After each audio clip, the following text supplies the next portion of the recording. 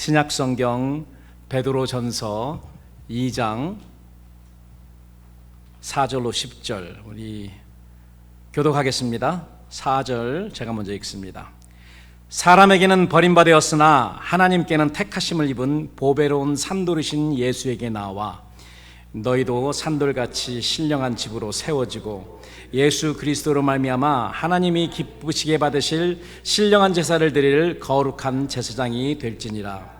경에 기록하였을 때 보라 내가 택한 보배롭고 요긴한 모퉁이 돌을 시온에 두노니 저를 믿는 자는 부끄러움을 당치 아니하리라 하였으니 그러므로 믿는 너에게는 보배이나 믿지 아니하는 자에게는 건축자들의 버린 그 돌이 모퉁이의 머릿돌이 되고 또한 부딪히는 돌과 거치는 반석이 되었다 하니라. 저희가 말씀을 순종치 아니함으로 넘어지나니 이는 저희를 이렇게 정하신 것이라.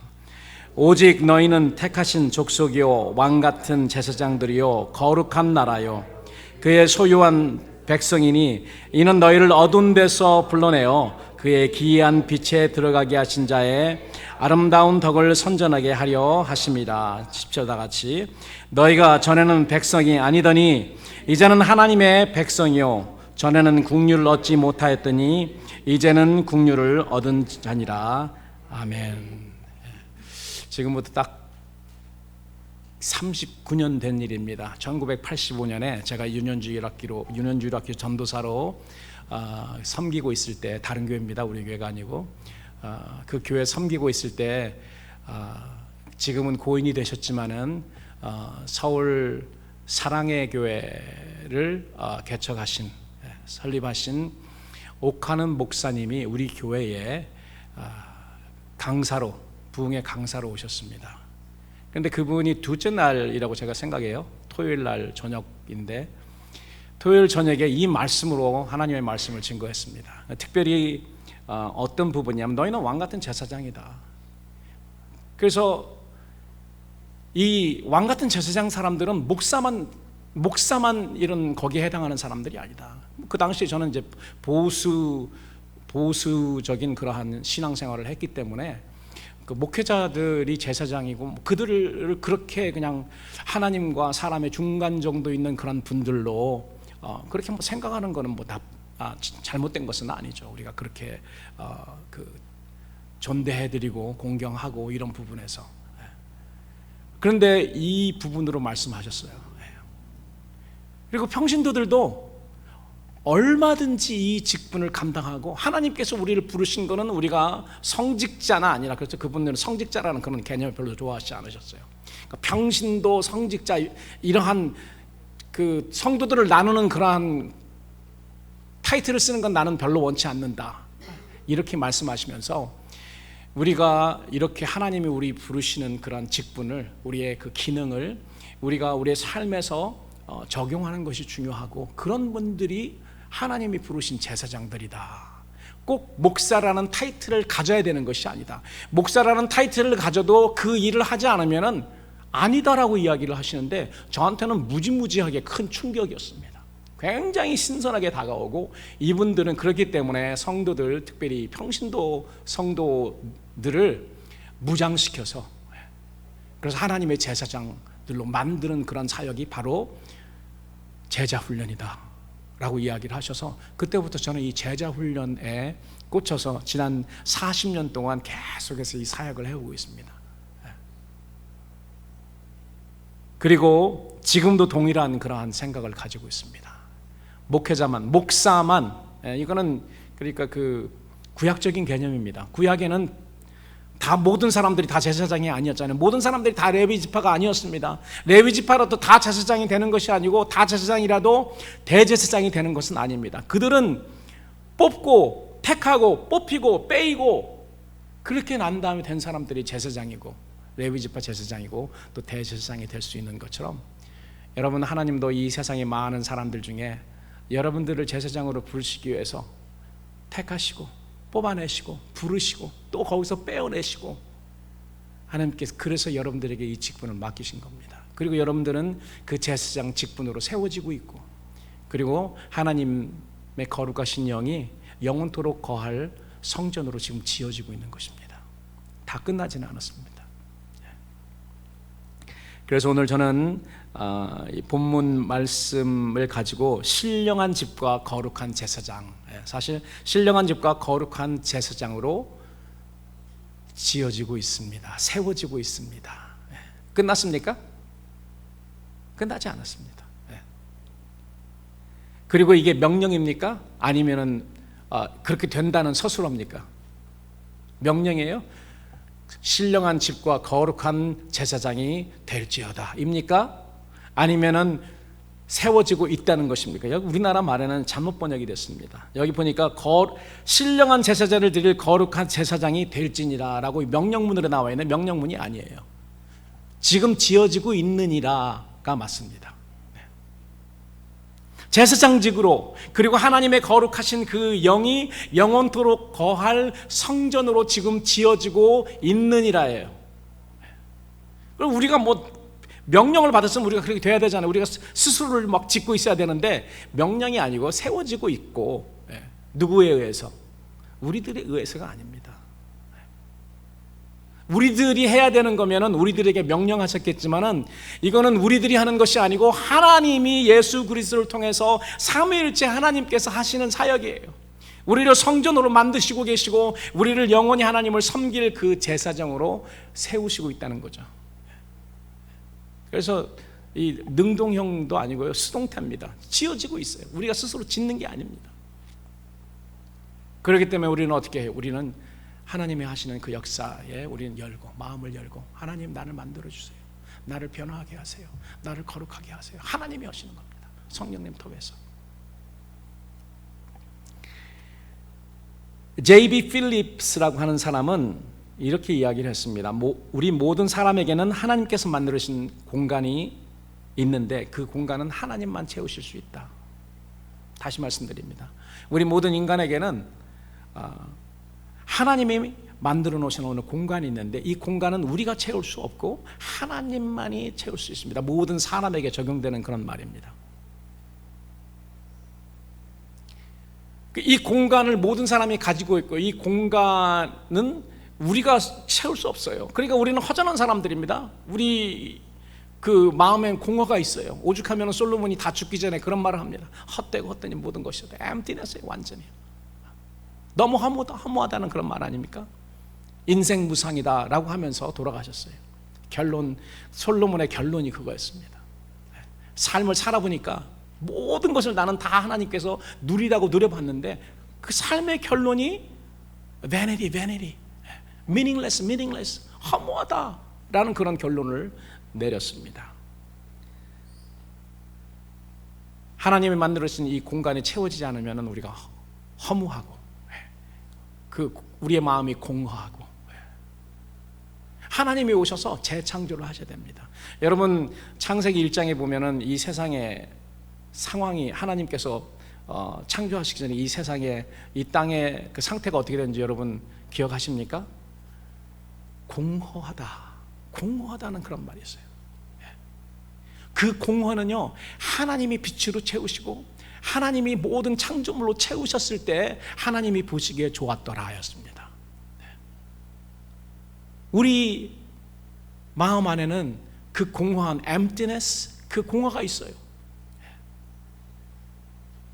그 사람들은 그 공간을 채우려고 무던히 노력합니다. 어떤 사람은 그 공간을 돈과 물질로 채우려고 하고요. 어떤 사람은 어떤 일을 성취함으로써 오는 그런 명예로 채우려고 합니다. 그래서 뭔가를 성취해야지 막 내가 채워지는 것 같은, 그래서 막 그거에 매달려서 사는 사람들도 있습니다. 돈이나 음식으로 막 채워야지 되는 사람도 있어요. 이것이나 저것이나 안 될 때는 어떤 경우에는 사람이 술이나 마약으로 채우려 합니다. 사실 이 시도는 마약이나 술 같은 것으로 하는 것은 이 공허함을 채우는 것이 아니고요, 잠시 있는 것밖에 되지 않습니다. 이 공간은 이 세상 것들로 절대로 채워지지 않아요. 하나님이 만드신 공간이고 하나님이 하나님의 것으로 채워야 되는 공간이기 때문에 절대로 사람이 채울 수 없는 것입니다. 그렇기 때문에 이 공간을 채우기 위해서는 먼저 하나님을 알아야 되고 하나님께 내 마음을 열어서 하나님이 내 빈 공간을 채우시도록 해야 된다는 겁니다. 이 공간이 채워지지 않기 때문에 사람들이 우울해하며 외로워하며 허무해하고 심지어는 극단적인 행위까지 벌입니다. 여러분, 사람들이 우울하면은요, 뭐 스트레스 받는다고 그러죠. 예. 음식을 막 먹습니다. 어떤 사람은 돈 있는 사람, 돈 없는 사람 그것도 못했지만 돈 있는 사람 마구 사댑니다. 쇼핑 가가지고 막 뭐를 채워야 돼요. 그래야지 내 이 비어있는 그런 부분이 채워진다고 생각하기 때문에. 그래서 그 사람들은 이렇게 말하죠. 야, 뭐가 이렇게 허전한 거야 하면서 막 먹어대고 막 구매됩니다. 예. 그래서 아마존이 그냥 요즘 부자가 되는지도 모르겠어요. 막 보면은 다 갖고 싶거든요. 예. 여러분, 테무라는 애플리케이션도 있잖아요. 예. 뭐라고 그러죠? Shop like a billionaire. 예. 너무 싸기 때문에 이런 가격으로 되나? 예. 몇 번 사보니까 야, 이게 싼 게 비지떡이다 라는 것도 있더라고요. 아닌 것도 있고요. 예. 그래서 아무리 먹고 아무리 이 세상 걸로 채우려고 해도 채워지지가 않고 계속 허무합니다. 우리가 잘 아는 그 초대교회 교부인 세인트 어거스틴, 성 어거스틴은 이렇게 이야기를 했습니다. 하나님은 자신을 위해서 우리를 만드셨습니다. 그래서 하나님 안에서 하나님의 창조의 목적을 찾기 전까지 우리의 마음은 진정한 안식을 찾을 수 없습니다. 이렇게 말했어요. 얼마나 옳은 그러한 판단이었는지 모릅니다. 하나님이 그냥 알려주시고 하나님이 그냥 그러한 진리를 그 성 어거스틴한테 보여주신 것 같아요. 우리가 하나님이 우리를 부르신, 우리를 창조하신 이 창조의 목적을 찾지 않으면, 발견하지 않으면 어떻게 발견합니까? 예수 그리스도를 알지 않으면 발견할 수가 없습니다. 왜 그런가 하면 하나님의 창조의 목적, 하나님이 우리를 부르신 이 목적은 예수 그리스도를 통해서 우리에게 계시됐기 때문에 그렇습니다. 말씀이신 예수 그리스도를 통해서 예수님 우리에게 계시했기 때문에 우리가 예수님을 만나기 전에는 하나님의 창조의 목적을 깨달을 수가 없습니다. 그렇기 때문에 세상에 살면서 예수를 모르는, 예수님을 만나지 않은 그런 사람들은 계속해서 이 세상 것으로 자기를 채우려고 노력해도 채워지지 않는 거예요.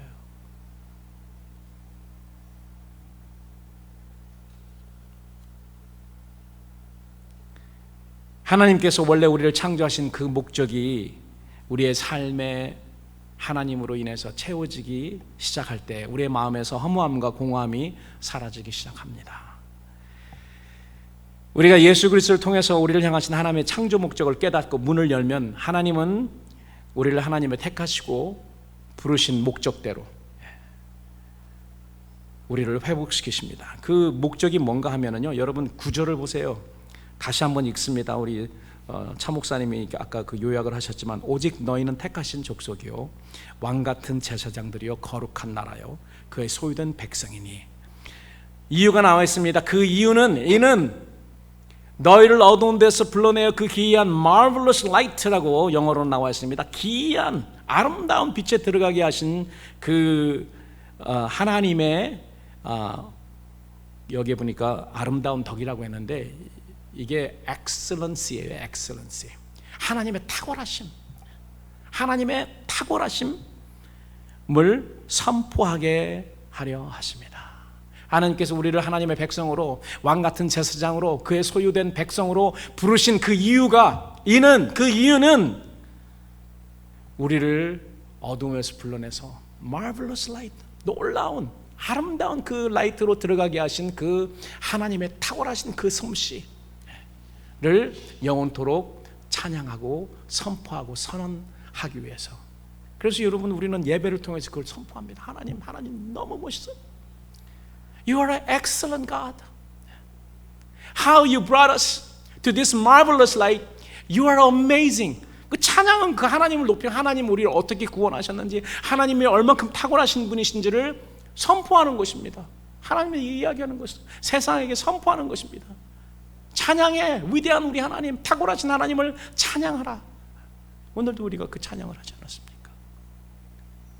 그리고 이 세상 사람들에게 우리의 입을 열어서 하나님의 탁월하신, 특별히 우리를 구원하시고 우리를 어두운 데서 아름다운 기이한 빛으로 나오게 하신 그 하나님의 은혜, 은총, 자비하심을 선포하는 것이 우리의 몫이고 우리의 교회의 몫이고 우리를 부르신 이유입니다.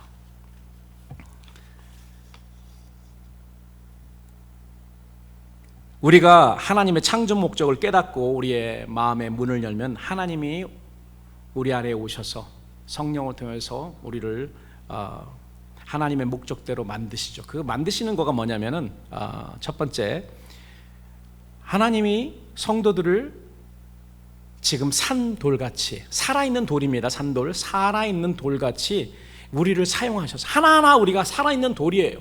죽은 돌이 아니에요.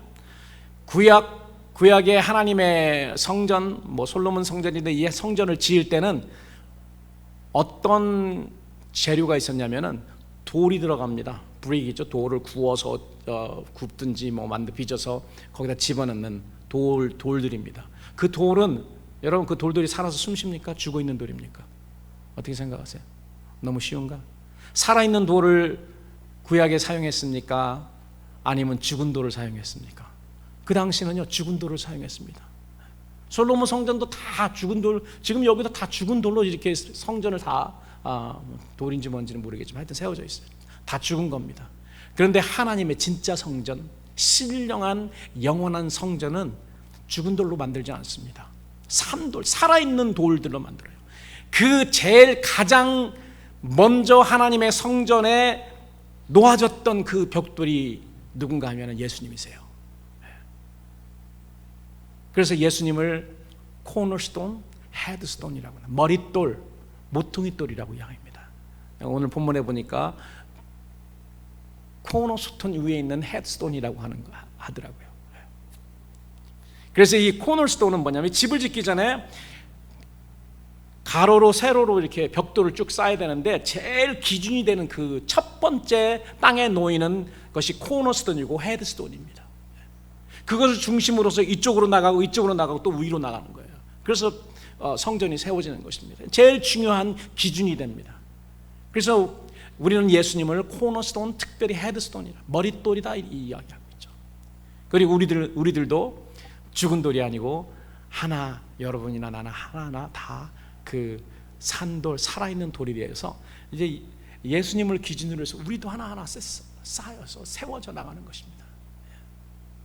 그래서 이 성전이 다 완성되는 날 예수님이 오세요. 완성되는 날 하나님의 영이 영원토록 우리 안에 거하시는 새 예루살렘이 하늘에서 내려오는 거죠. 우리의 영원한 부활의 몸입니다. 우리가 하나하나의 그 돌이에요.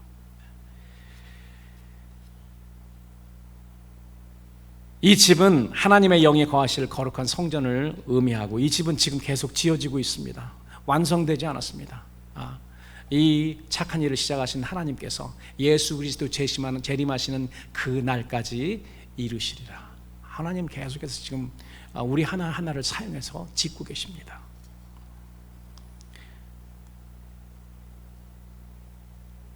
성도는 거룩하신 하나님이 거하시는 신령하고 거룩한 집으로 지어지고 있고요.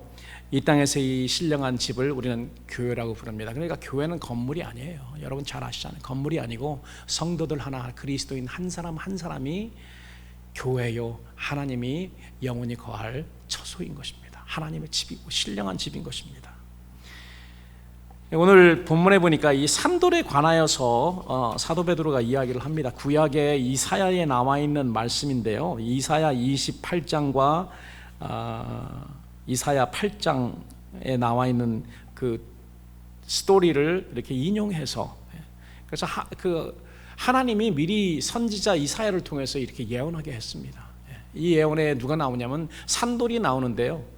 이 산돌은 즉 그리스도라는 것을 여기서 예언하고 있습니다.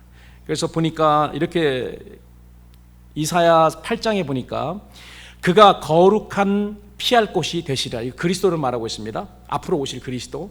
그가 거룩한 피할 곳이 되시리라. 그러나 이스라엘의 두 집에는 거치는 돌, 걸리는 반석이 되실 것이며 예루살렘 거민에게는 함정 올무가 되시니라.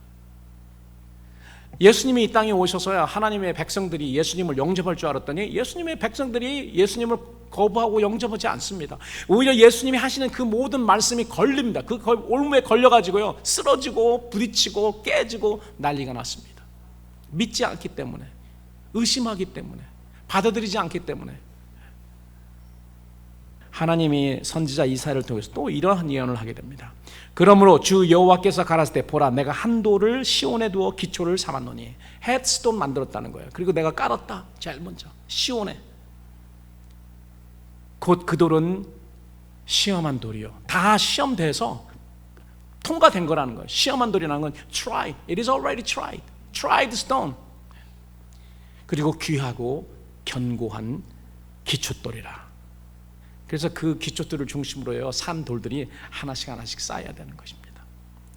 그리고 이사야 선지를 통해서 이것을 예언하게 합니다. 따라서 하십시오. 그것을 믿는 자는 급절하게 되지 아니하리로다. 우리가 잘 사용하지 않는 단어입니다. 급절하게 되지 아니하리로다. 급절. 그런데 베드로는 다른 단어를 사용했습니다. 보니까 부끄럽지 않게 부끄러움을 당하지 아니하리라. 중간에 어떻게 된지는 잘 모르겠어요. 신약의 구약의 이 이사야 28장을 사용하면서 거기는 급절이란 단어를 사용했는데 베드로는 부끄러움을 당하지 않도다. 제가 이게 뭐가 맞지? 중간에 뭐가 어떻게 변했지? 이렇게 생각을 했습니다. 그런데 이게 거의 비슷한 말인데요. 나중에 신약에 예수님께서 하신 말씀, 여러분 우리가 마태복음 25장을 보면은 열처녀의 비유가 나오죠. 열처녀의 비유 중에 여러분 미련한 5처녀를 한번 생각해 보십시오. 그들이 다 신랑을 맞으러 갔습니다. 나름대로 다 이 등불도 준비하고 등불에는 어느 정도의 불이 있었으니까 다 켜고 왔겠죠. 그러나 미련한 5처녀와 지혜로운 슬기로운 5처녀의 차이는 여러분들 잘 아시듯이 엑스트라 오일입니다. 충분한 그 오일을 준비하지 않은 거예요. 그러니까 모자라니까 어떻게 해요? 모자라니까 어떻게 됐습니까? 막 급하게 그 기름을 파는 사람들에게 뛰어가잖아요. 막 뛰어다니면서 발을 동동 구르면서 이 엑스트라 기름이 있으니까 밤에요. 발을 동동 구르면서 구해왔습니다. 구해왔더니 어떻게 됐죠? 이미 혼인잔치집의 문이 어떻게 됐어요? 아직까지 열려 있었습니까? 닫혀 있었습니다. 그러니까 발을 동동 구르면서 문을 두드리며 주여 문을 열어주소서, 주여 문을 열어주소서.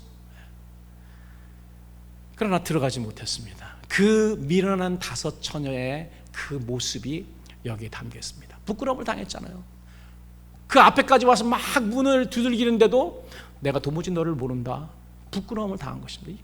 우리 주님이 모르신다 그랬습니다. 부끄러움을 당한다. 사도 베드로는 그렇게 이야기하고, 이 급절이라는 말은 무슨 말이냐면은 급하게 소동하는 것입니다. 급하게 소동하는 거예요. 막 급하게 발을 동동 구르면서 이리저리 다니면서 구하려고 했지만은 나중에 다 구하고 보니 모자란 거예요. 때는 늦은 것입니다. 그래서 그 모습, 예수님을 믿고 그 말씀대로 순종하며 깨어서 살았던 그런 사람은 슬기로운 5처녀처럼 기쁨으로 감사함으로 그날 그 혼인잔치에 들어가지만은 하나님의 말씀을 의지하지 않고 하나님의 말씀대로 살지 않아서 내가 갖춰야 될 것을 갖추지 못한 그런 사람들은 급절하는 그러한 상황이 오고 부끄러움을 당하는 그런 상황이 오는구나. 마지막 성도들, 마지막 교회를 향해서 우리 주님께서 주시는 경고의 말씀입니다. 마태복음 25장은 말세의 교회와 종들과 세상 사람들에게 주시는 경고의 비유가 3개가 마태복음 25장에 쓰여 있는 것입니다. 이 산돌을 믿지 않는 건축자들, 여기서 거의 건축자들이 버린 돌이라고 했잖아요. 이 건축자들은 누구를 의미하냐면 사도 베드로가 말하는 이 건축자에게 버림을 당했다. 예수님이 누구에게 버림당했습니까? 종교 지도자들, 제사장들, 그리고 백성들에게 버림을 당했습니다. 그들에게 그 건축자, 하나님의 집을 세워야 되는 그 건축자들에게는 버림을 당했으나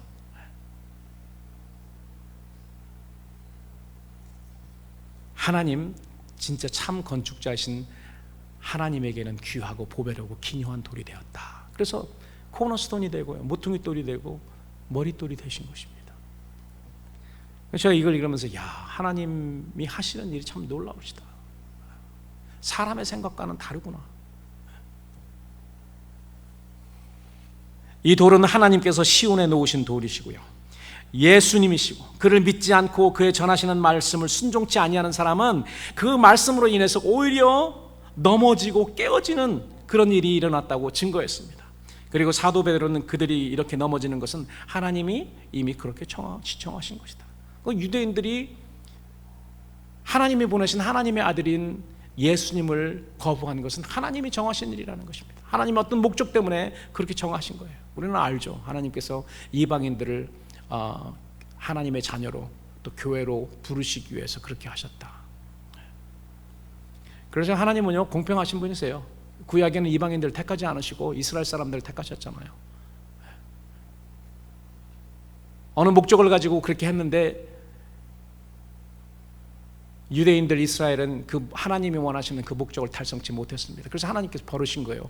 그리고 이제는 이방인들을 택하셔서 교회로 하나님이 원하시는 그 목적대로 살 수 있도록 만드신 것입니다. 그리고 교회는 할 것입니다. 교회는 할 것입니다.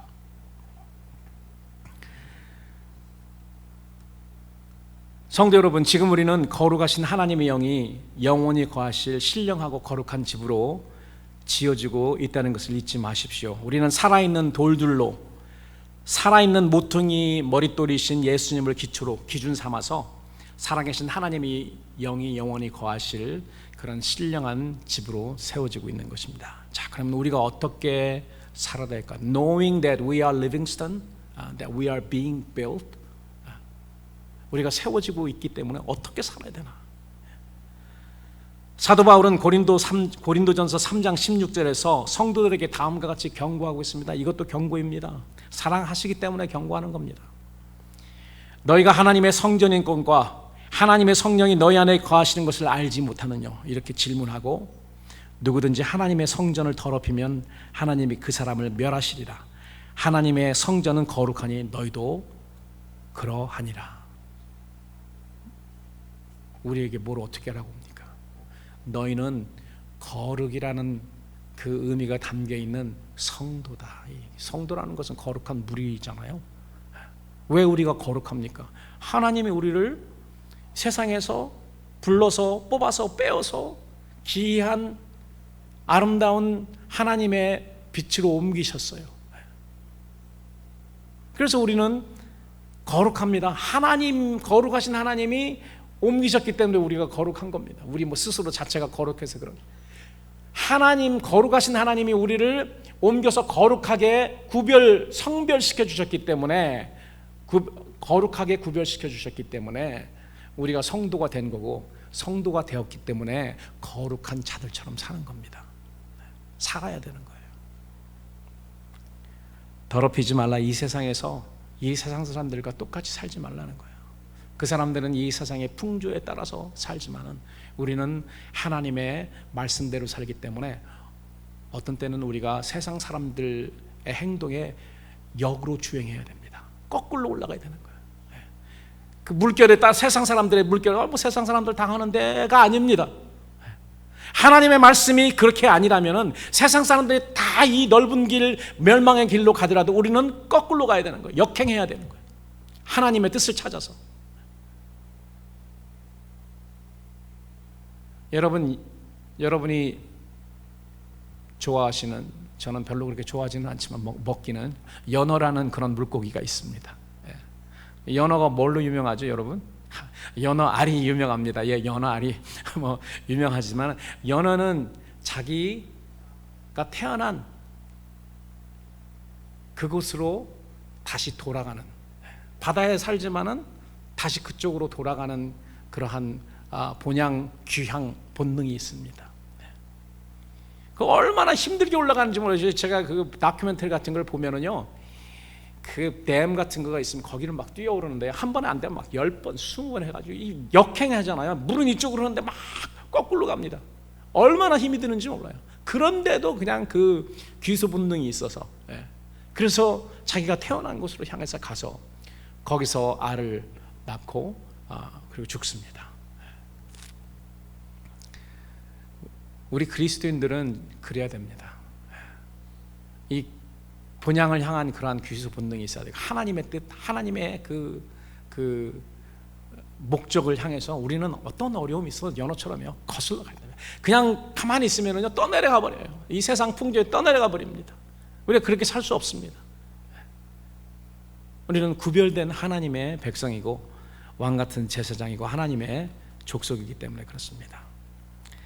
자, 그리고 두 번째입니다. 첫 번째는 우리가 산돌이기 때문에 하나님이 영원히 거하실 거룩한 성전으로 지금 지어지고 있다는 것이고요. 이게 하나님이 우리에게 하시는 그런 일이십니다. 두 번째로 지금 하나님께서 우리를 위해서 하시는 일들이 뭐냐면은 성도들은 지금 예수 그리스도를 통해 거룩한 제사장으로, 거룩한 제사장, 왕 같은 제사장, 내가 이걸 이제 설명을 해드리겠습니다. 거룩한 제사장으로 지금 세워지고 있습니다. 제사장이 어떤 사람들입니까, 여러분? 제사장이 무엇하는 사람입니까? 쉽죠? 제사 드리는 사람입니다. 무엇을 위해서 누구에게 제사를 드리나? 백성들을 위해서 하나님께 제사를 드리는 사람입니다. 구약의 제사장들, 물리적인 제사장들이죠. 이 사람들은 무엇을 제사 드릴 때 무엇을 하나님께 드렸죠? 물질을 드렸습니다. 특별히 짐승을 드렸어요. 물론 뭐 소제도 있지만은, 곡식을 드리는 소제도 있었지만은 거의 살아있는 짐승을 드렸습니다. 그래서 우리가 희생이라고 해요. 왜 희생이냐면 살아있는 짐승을 드리려면 피를 봐야 되거든요. 그 짐승의 생명인, 우리 사람에게도 피가 생명의 근원이지만은 그 짐승을 잡아 죽여야 되고 피가 있어야 됩니다. 그렇기 때문에 희생물이라, 드리는 제사를 드리는 사람을 대신해서 드리기 때문에 희생물이라, sacrifice라는 그런 말을 우리가 합니다. 여러분, 그 구약의 제사장들은 짐승을 제산물로, 희생으로 드렸지만은 이제 새 시대, 새로운 방법으로 하나님이 기뻐하시는 그 제사를 드리는 사람은, 제가 여러 번 이야기하지만은 하나님이 기뻐하시는 것은 우리의 삶을 드리고 우리의 몸을 드리는 헌신입니다.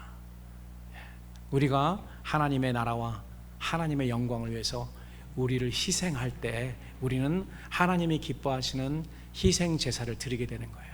여러분, 우리가 뭐 교회 와서 그 헌금이 희생물이라고 하고 헌금도 드리고, 여러분들이 열심히 벌으셔서 10의 1조도 드리고 감상금 드리고 그게 잘못됐다고 말하자고 하는 것이 아니고요. 구약의 백성들도요 다 그렇게 했습니다. 이 사람들은 와서 희생물을 가지고 와서 매일 드렸고, 무슨 일이 있을 때마다 드렸고요. 엄청난 그러한 나름대로의 그러한 물질을 들여서 짐승을 사서 이렇게 드렸던 것이죠. 그러나 여러분 잘 알듯이 하나님은 나중에 많이 지나서 거의 이제 중간에 왔을 때, 킹덤 중간에 왔을 때 이사야를 통해서 하나님께서 이렇게 말씀하십니다. 너희들 이렇게 짐승 가지고 오는 건 나는 너무나도 지겹다. 내 냄새만 맡아도 내가 역겹다. 이 종교의 행위로 와서 이 짐승을 잡아들였거든요. 그 막 피비린내 나가 얼마큼 나겠습니까? 여러분 생각해 보세요. 수백 마리, 수천 마리가 드려지는데, 특별히 절기에는. 그래 하나님이, 야 이젠 지겹다, 야 나 그 냄새가 싫다. 종교 의식으로 와서 아무 의미 없이 너 드리는 것, 그리고 너네들이 만족하고, 내가 하나님한테 뭘 드렸다, 만족하고 돌아가는 것 내가 너무 역겹다 라고 하신 거예요. 그리고 예수님이 오셔서 하나님이 기뻐하시는 새로운 그 새 시대의 새로운 예배, 새로운 희생을 드리는 것에 대해서 사마리아 여인에게 이야기하잖아요. 그때가 왔다, 지금이다. 그리고 예수님이 어떻게 하나님이 기뻐하시는 제사를 드리는지 십자가에서 실천하셨습니다. 우리에게 보여주신 겁니다. 이렇게 하는 것을 하나님이 기뻐하시고 영광 받으신다. 하나님이 그러셔서 내가 영광 받았고 또 영광 받을 것이다. 요한복음에 그렇게 말합니다. 하나님께서 영광 받으신 것은 모든 하늘나라의 모든 영광을 다 버리고 예수님께서 이 땅에 오셨을 때, 한 알의 씨가 이 땅에 떨어졌을 때 하나님께서 영광 받으시고요. 이 땅에 예수님이 오셨을 뿐만이 아니고 십자가에 달려서 죽으셨잖아요. 그리고 그 한 알의 씨앗이 떨어져서 그대로 있으면은 열매를 맺지 못하나 죽으면은, 썩으면은 열매를 맺느니라. 십자가에서 달려 돌아가심으로써 많은 교회라는 예수님의 제자들이라는 그런 열매를 얻었잖아요. 하나님의 말씀을 순종해서 이 한 알의 씨가 땅에 떨어져서 죽을 때 하나님이 또다시 영광을 받으신 거예요. 사도 요한은 요한복음에서 이것을 이야기를 합니다. 여러분, 우리들이 제사장으로서 어떤 예배를 이제 드려야 되냐? 우리는 이제 어떤 물질이나 어떤 짐승이나 뭐 이런 것을 드리는 그런 제사장이 아니고요, 헌신이 무슨 말이죠? 바칠 헌자에다가 우리 몸입니다. 너의 몸을 하나님이 기뻐하시는 거룩한 산제사로 드리라.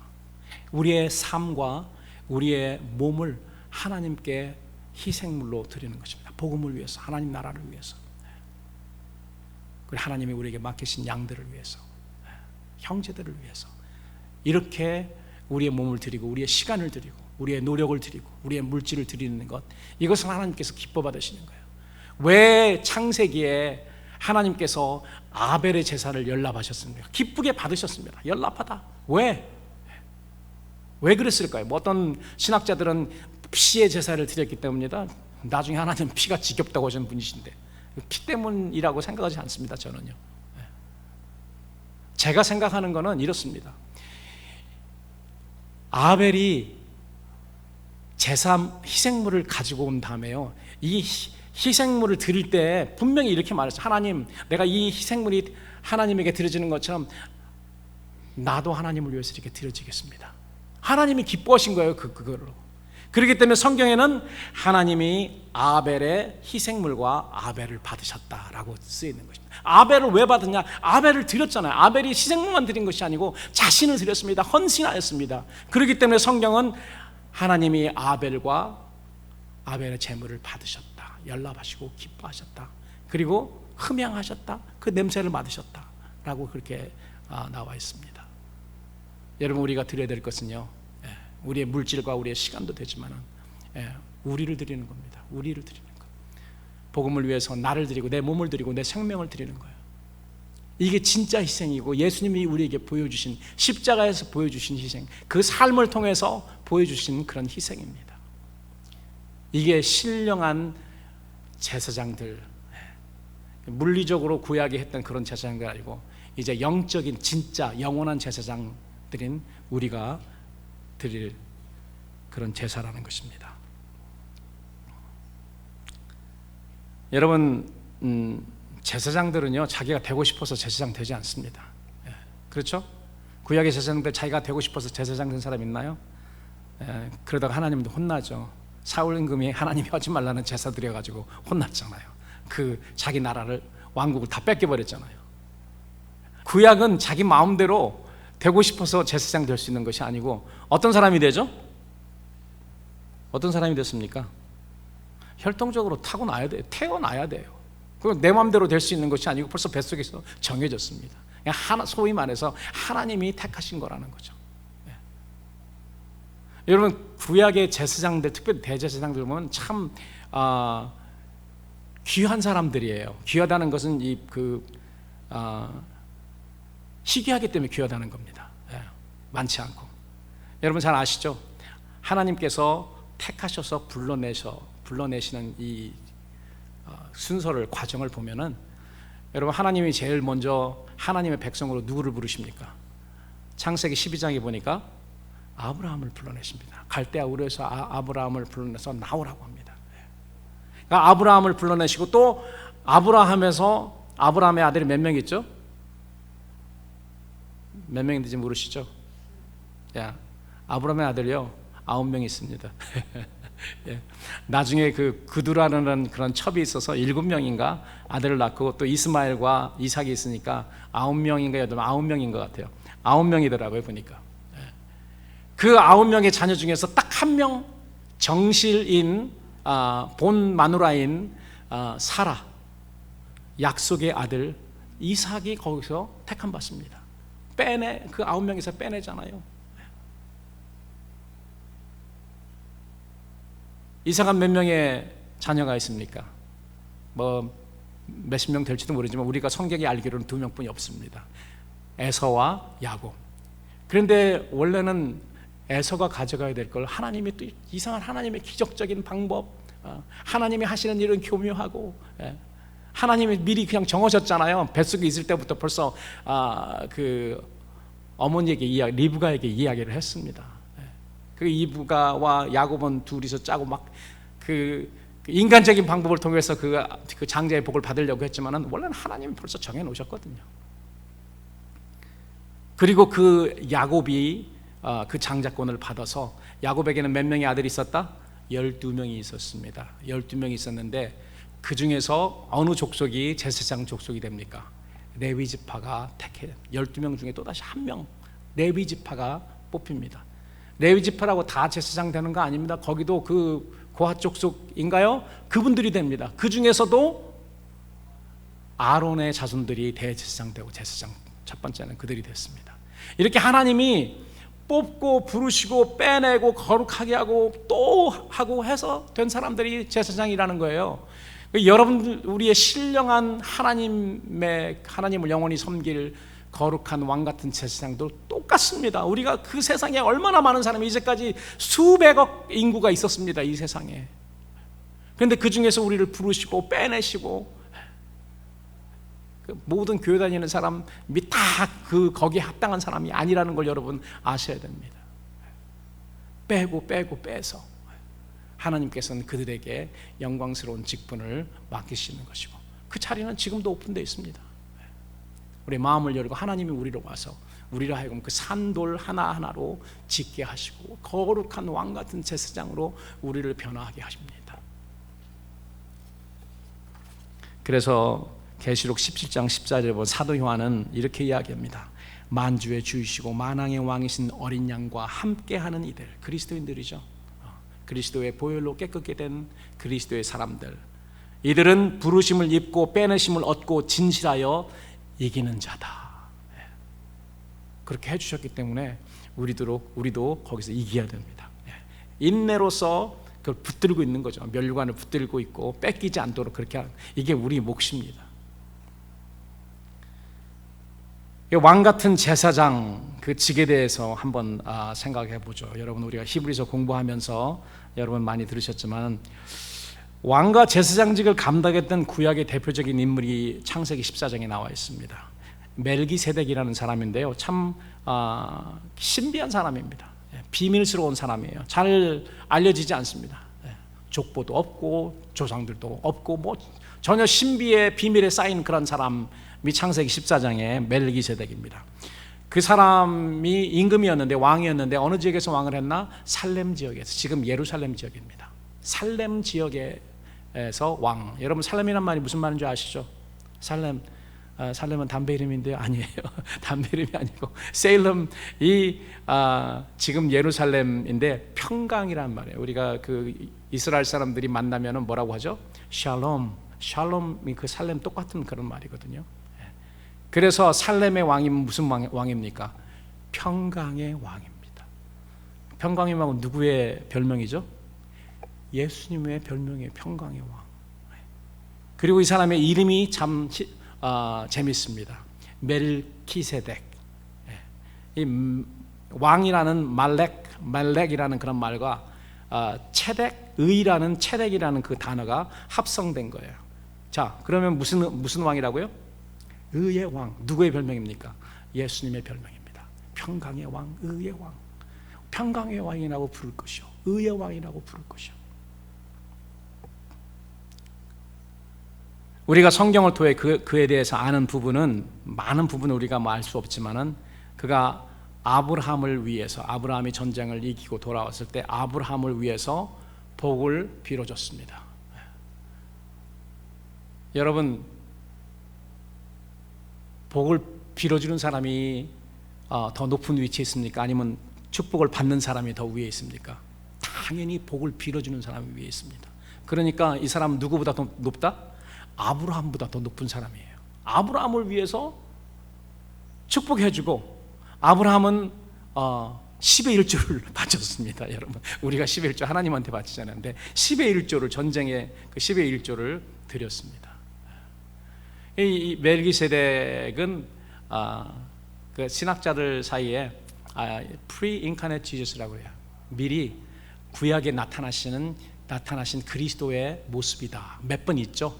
몇 번 하나님의 사자라고 이렇게 많이 이렇게 쓰여 있는데, 멜기세덱을 그 예수님이 그리스도께서 구약에 나타나신 그 현장이 아닌가라고 이야기합니다.